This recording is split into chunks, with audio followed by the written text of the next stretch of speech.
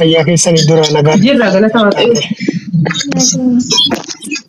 Baga jiraata.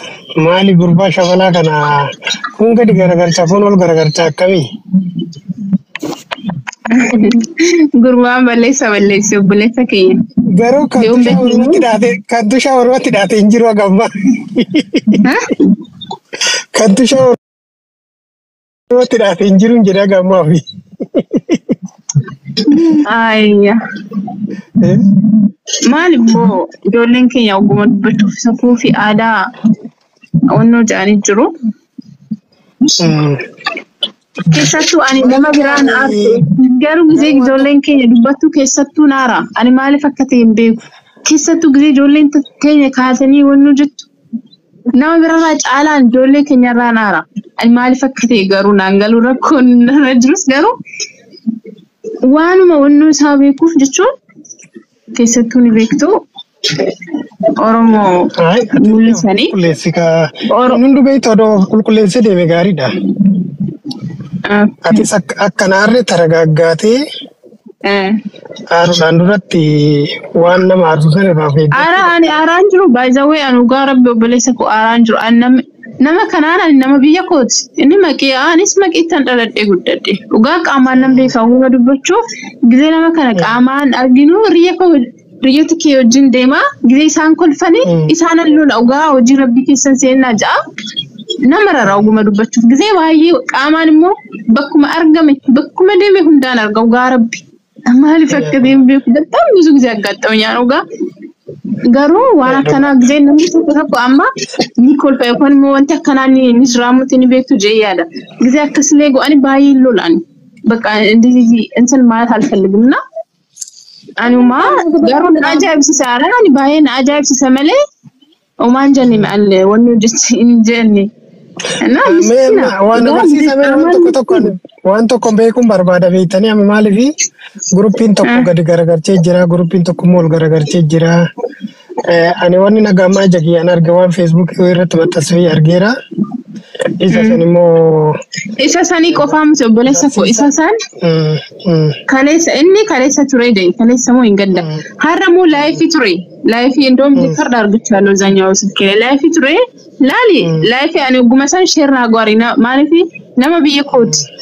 Achiin booda seenee ture laayifa geeffachaa maal jedhee wannan taane dubbatti ifama nuti kan eegaa jiru ifama gaafata bakka wanti kun ni abajee yaada akka yaari kootitti jechuudha.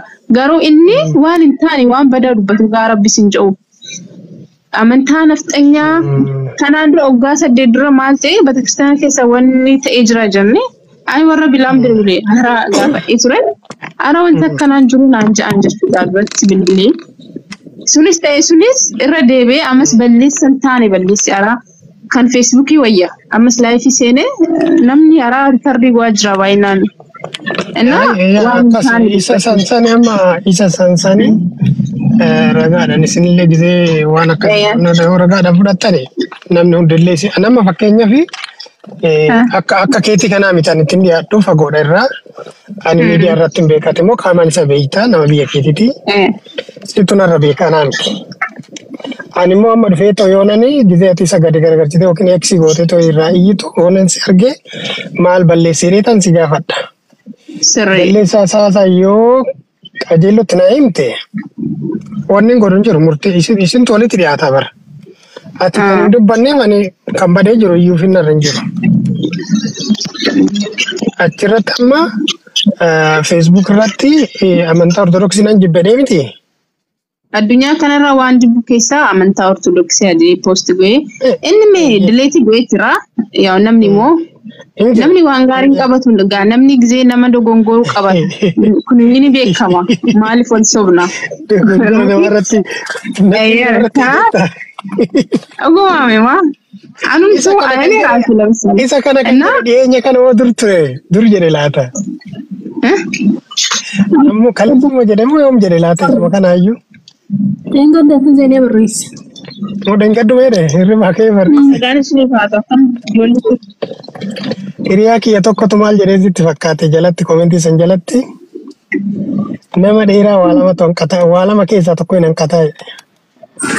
Yookiin qalbiin kataa yookiin huccuuti san kataa. Dhuguma jedhee maarra. Aannan kolfe dhuga. Ambo. Amboon asii amboon kamidha? Amboon kamidha? Ambo maqaan ijoollee maal akka ta'an beekan. Nagaa keessanii garuu. Simboo jedham jimaa hamboo jetti. Anu dhaggeeffachaa jira maal jetti jedhe. Ani kuma baadatan jira warri kumeen irraa ka'u animmoo anaaf deemtu moo eenyudhaaf deemti? Waamu kiyyaafin kan si garramu jechuudha. Dura suma waamu kiyyaafin. Laala immoo gubbaa sanirra simbootu jira kaa. Simboo jechuutti hamboo jette. Calli sin qayyarini. Moti maasitti fakkaate isa jedhiiti jira mucaan tokko amboo kan jedhaniini isaan lachuu wal beeku beektaa. Kanaafin ani afaan garagaltuu waan akka amboo isaan jedhe isaan inni hin beekaa beektaa. Uummata taabsaaf godhameeniti turkiin qaqqabaa qabar. Ani maattan beekaa. Maartaa? Taabtaabii godha. Taabtaabii godha turkiin akka gallattisu.